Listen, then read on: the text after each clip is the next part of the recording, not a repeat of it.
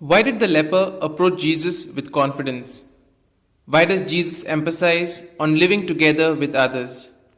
What does the gospel teach us about the prayer life of Jesus? All these questions and more answered during today's episode of Daily Reflections.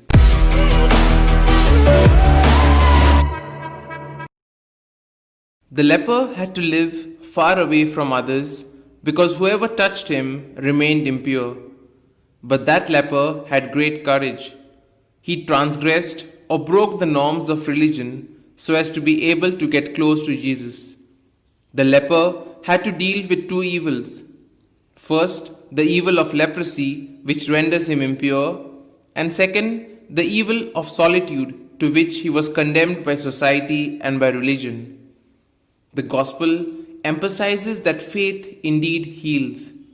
The gospel reveals the man's great faith in the power of Jesus, and Jesus, profoundly moved, heals him from both evils. In the first place, to cure the solitude, he touches the leper. It is as if to say, I accept you as a brother. And then he cures the leper, saying, I want it to be cured, be cured. The leper, in order to be able to enter in contact with Jesus, has transgressed the norms of the law.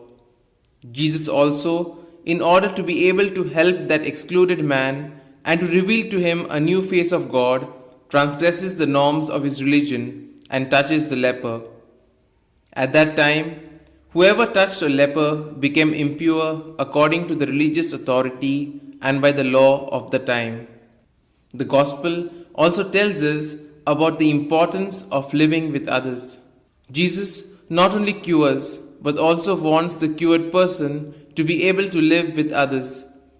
He once again inserts the person in society so that he can live together with others. At that time, for a leper to be accepted again in the community, he needed a certificate from a priest that he had been cured. It is the same even today. The sick person leaves the hospital having a document signed by the doctor of the section. Jesus obliges the person to go and to look for the document so that he can live normally with the others.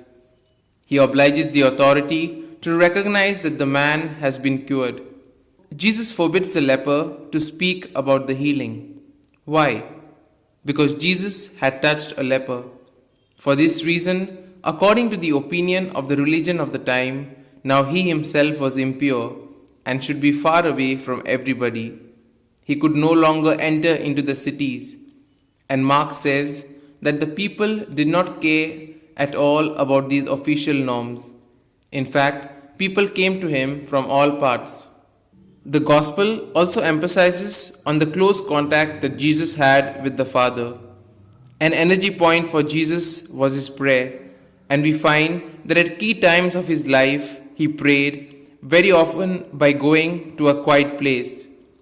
His ministry needed the support and life-giving energy of his relationship with his Father. With us, our life of love needs the energy of prayer. Prayer enhances family life, friendship, and work or ministry for others. When we bring the love and commitments of our lives to prayer, something happens and brings us deeper into the source of our convictions and commitments to God and others. The twofold message which Luke and Mark give the community of their time and to all of us is to announce the good news, means to give witness of the concrete experience that one has of Jesus. Secondly, in order to take the good news to people, one should be practical and keep in mind the common good. Here are some points for a personal reflection. Do you find any laws which render difficult or prevent the practice of love towards neighbor? In order to be cured, the leper had the courage to challenge the public opinion of his time. Are you willing to do the same? Are we willing to put into practice the teachings of Jesus? These points can be of great help to reflect on today's gospel. And if you like our reflection, do share the good news of our Lord. Have a good day, and may God bless you all. Amen.